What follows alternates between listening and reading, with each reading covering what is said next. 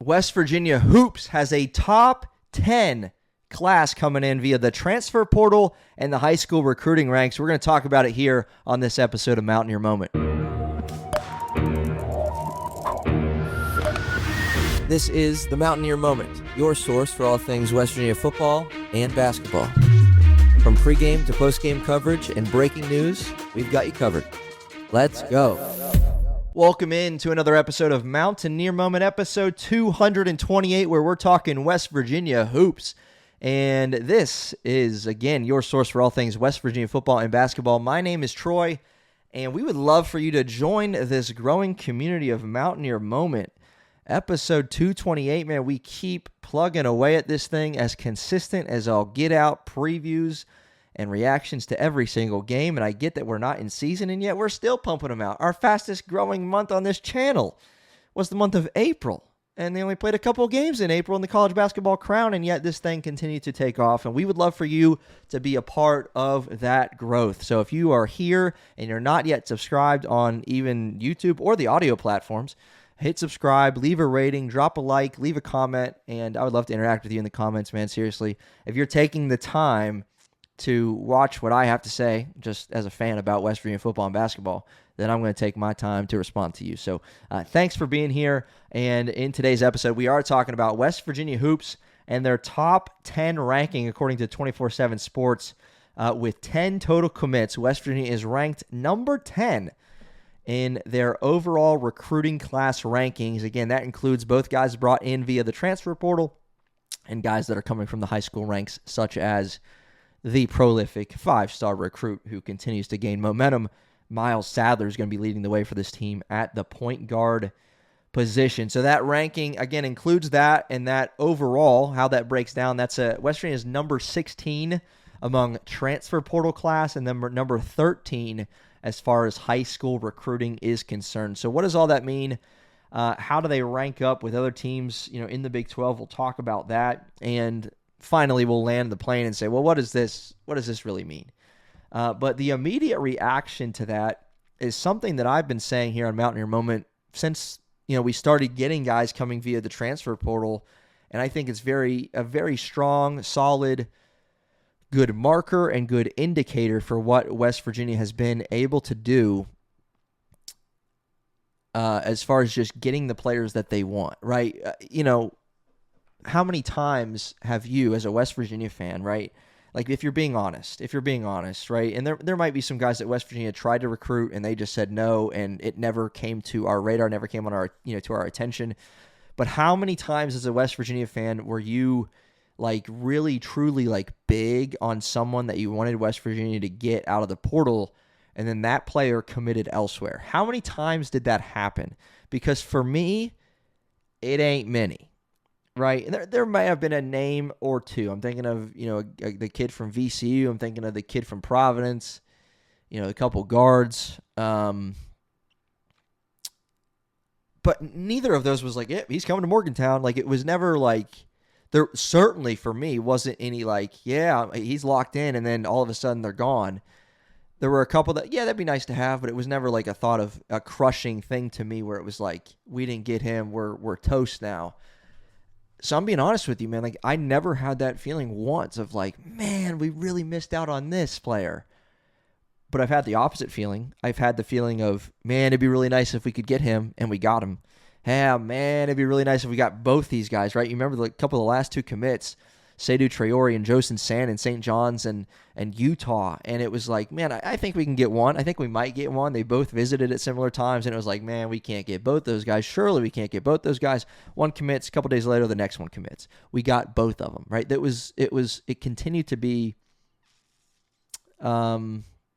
good results, at least as far as recruiting is concerned. And again, that shows that 24/7 Sports and their staff agree with that. They agree that West Virginia has landed a really impressive class for year 2 under Ross Hodge. And so that's takeaway number 1, right? Immediate reaction is whoa. Because let's be honest, right? Some of the best West Virginia teams in recent memory with Bob Huggins and Press Virginia, man, you got guys coming from the JUCO ranks. You got guys that were under-recruited, and Javon Carter and well, Dax Miles wasn't under-recruited. I think he was a 4-star. But not high 4 and 5-star guys were you getting. And you got a lot of 4-star transfers. You got 4-star, 5-star talent coming to you via, the high school ranks at Bella Vista with Miles Sadler and company. And it's kind of a change of pace. Like if you're watching this and you're not a West Virginia fan, like this is not normal. This is not what West Virginia football or basketball do. Have a top 10 class, right? You think, again, some of the names you'd expect to be in the top 10 are there, and then there's West Virginia. I mean, to be honest, you got Duke at the top. There's a shock. You could have predicted that. You got Michigan, who just won the national championship. You got Kansas, shocker. Tennessee, Louisville. Obviously, they like what they've done with Kelsey. Texas, USC, North Carolina, Arkansas, Calipari, right? Hello. And West Virginia, number 10, with 10 commits. Several 4 stars, a 5-star, and just a good class. Just an absolutely good class. Now, how does that stack up with the Big 12? Obviously, in that top 10 overall across the nation, you only heard one school that was mentioned that was in the Big 12 other than West Virginia, and that's Kansas. And to be fair, obviously, that's to be expected. But West Virginia is number 2. And then there's Oklahoma State, Houston, right? West Virginia is ahead of Houston. Now, they didn't bring in as many pieces because they have a little bit more turnover there. They got 7 commits at this moment. Iowa State, they got 9 commits. Baylor, 7 commits. Arizona, 6 commits. Cincinnati's a team listed at 13, and they have 11 commits coming in. West Virginia, obviously, with 10. Kansas has 11 as well. But again, a welcome sign to see that as it compares to the rest of the Big 12. And we knew this, but it's a ranking that gives you a little more insight into the belief in this team isn't just,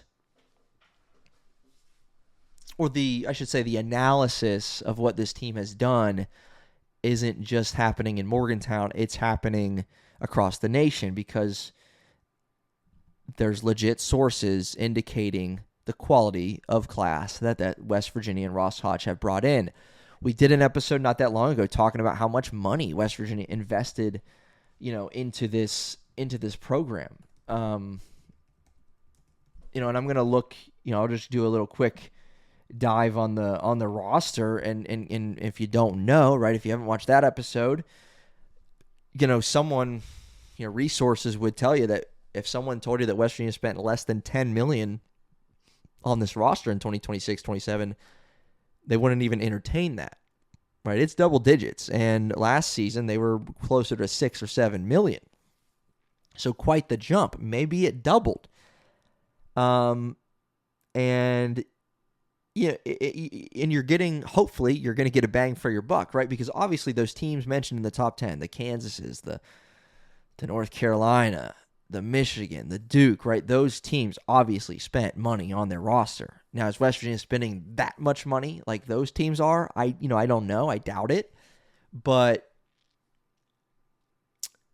in today's day, I don't care how good of a recruiter you are,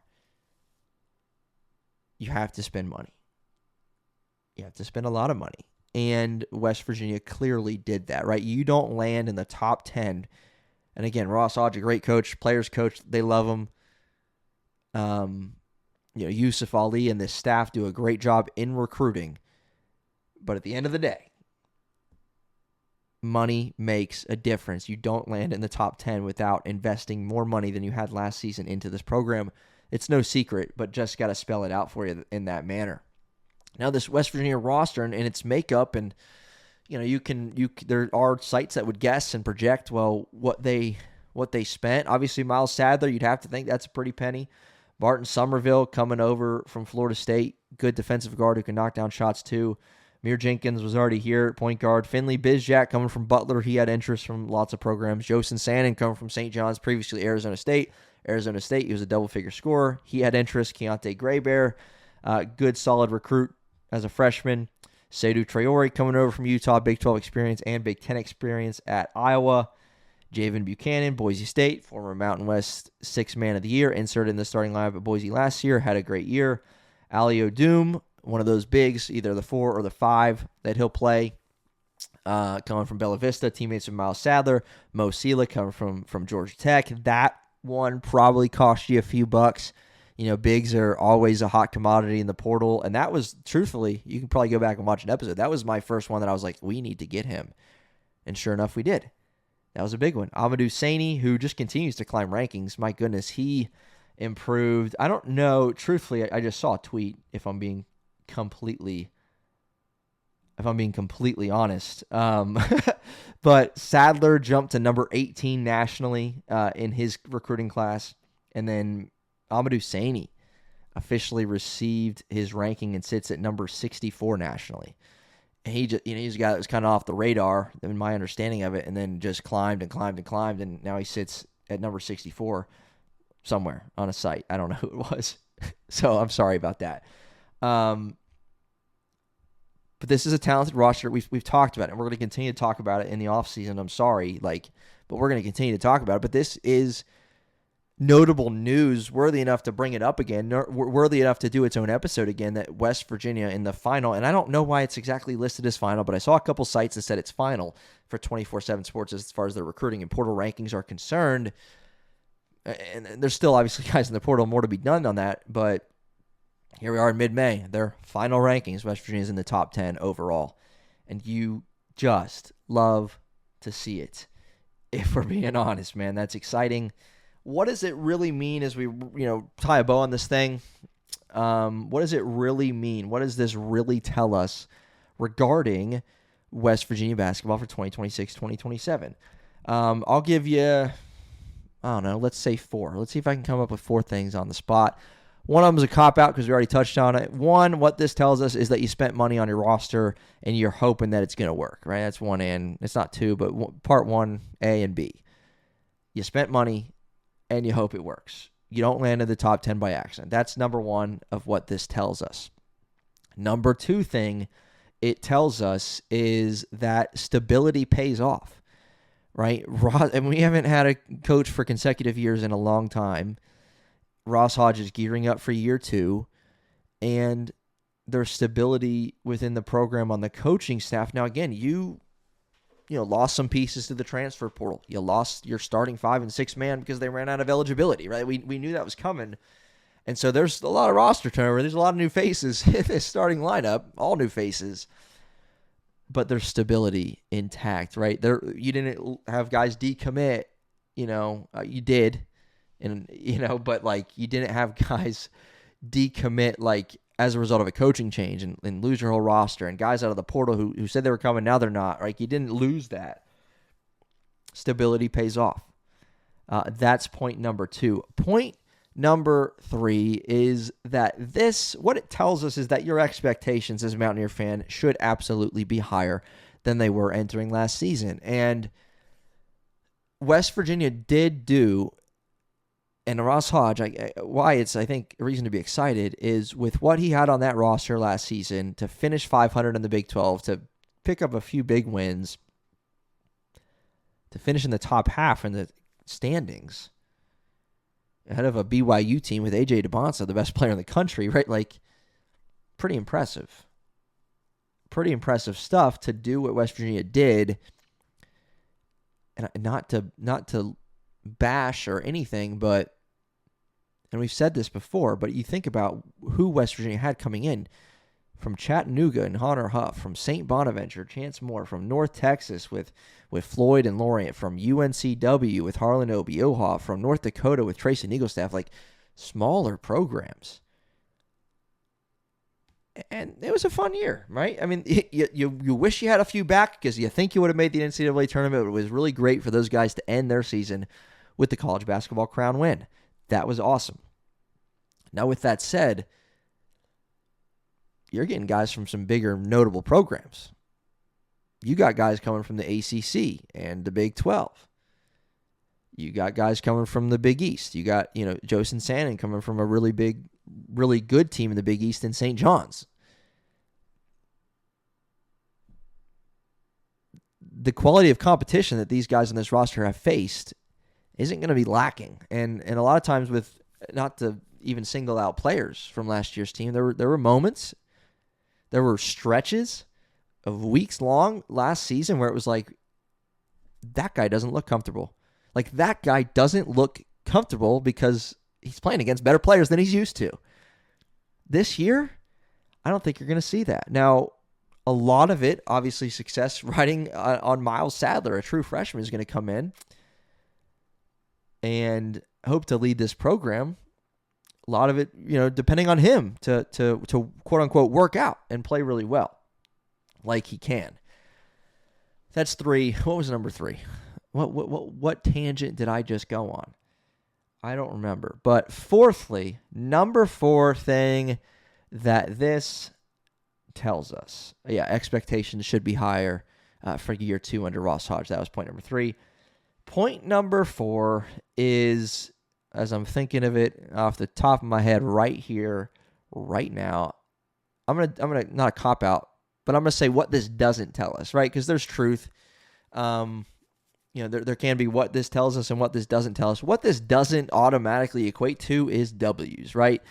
There are teams time and time again in top 10 rankings with their classes and in top 25 rankings in the AP poll to start the season who land nowhere near the NCAA tournament, right? Recruiting class rankings from whatever source you use does not equal wins because it's just on paper, right? We don't know how this thing's going to gel. You don't know what injuries are going to happen. You don't know, what players are simply not going to work out, what player we're projecting to be better than he really is going to play. All sorts of stuff. Washington could be better than projected rankings. They could be worse, right? So you got to take everything with a grain of salt in that regard, right? This does not tell us, hey, buy your Final Four tickets, right? Because we're going, right? This is not what this is. A top 10 class does not equal that.